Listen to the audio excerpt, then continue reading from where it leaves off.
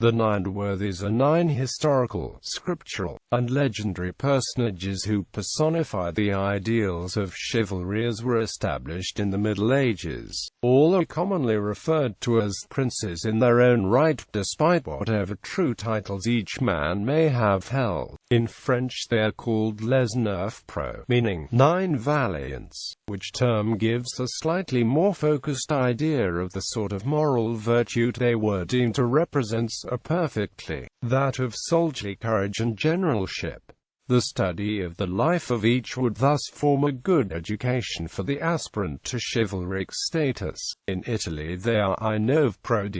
The Nine Worthies include 3 good pagans, Hector, Alexander the Great, and Julius Caesar, 3 good Jews, Joshua, David, and Judas Maccabeus, and 3 good Christians, King Arthur, Charlemagne, and Godfrey of Bouillon. Origin. They were first described in the early 14th century by Jacques de Longuyon in his Ver du Paon. The selection, as Johann Huisinger pointed out, betrays a close connection with the Romance genre of chivalry. Neatly divided into a triad of triads, these men were considered to be paragons of chivalry within the particular tradition, be it pagan, Jewish, or Christian. Longion's choice soon became a common theme in the literature and art of the Middle Ages and earned a permanent place in the popular consciousness. The medieval craving for symmetry engendered female equivalents, the Neuf Preuesses, who were sometimes added, though the women chosen varied. Eustache de Champs selected a group of rather bizarre heroines selected from fiction and history, among them Penthesilea, Tomyris,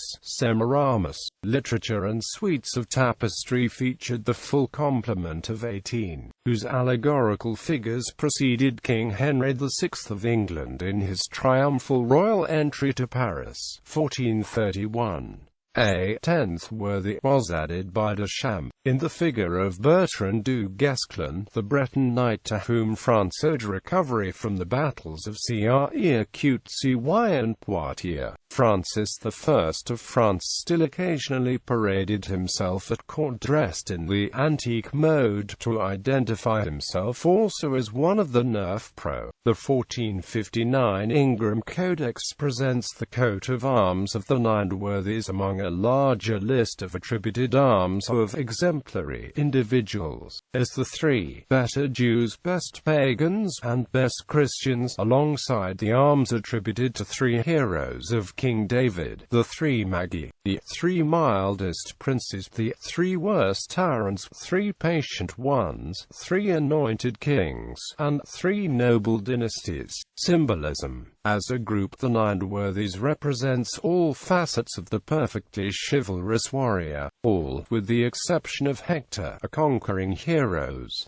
Those not royal came from knightly families, it was thought. All lived in the pre-heraldic era and attributed arms were invented for them, as in Lucas van Leyden's engraving. All brought glory and honor to the nations and were noted for their personal prowess in arms. As individuals, each displayed some outstanding quality of chivalry which made them exemplars of knighthood. That the 9 individual figures were generally not distinguished iconographically with respect to relative antiquity or ethnicity, would suggest that the virtues that they manifest are to be understood as timeless and universal. Classification. The Nine Worthies comprise a triad of triads as follows: pagans Hector, Alexander the Great, Julius Caesar, Jews Joshua, David, Judas Maccabeus, Christians King Arthur, Charlemagne, Godfrey of Bouillon.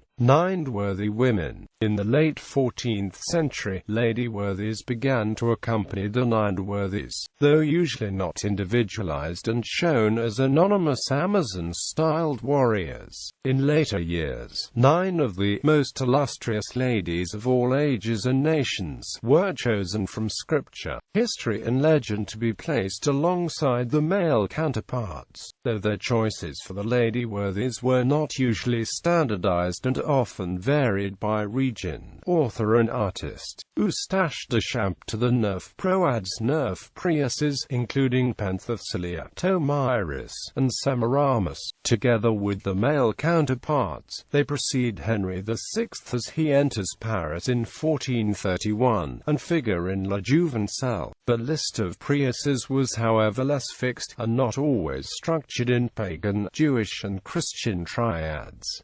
Thomas III of Saluzzo has Diaphil, Sinope, Hippolyte, Menelipe, Semiramis, Lampedo, Thamaris, Tutor, Penthesilea. A very fine set of Sienese 15th-century panel paintings, attributed to the master of the Griselda legend and others, now incomplete and widely dispersed, showed male and female worthies. The remaining paintings were reunited in a 2007 exhibition at the National Gallery, London. In the German Renaissance, Hans Bergmair made a set of 6 woodcuts, each showing 3 of the 18 worthies. In addition to the usual males, his prints showed the pagan Lucretia, Veturia and Virginia, the Jewish Esther, Judith and Jael, and the Christian saints Helena, Bridget of Sweden and Elizabeth of Hungary. Bergmair was in touch with Augsburg Renaissance humanist circles,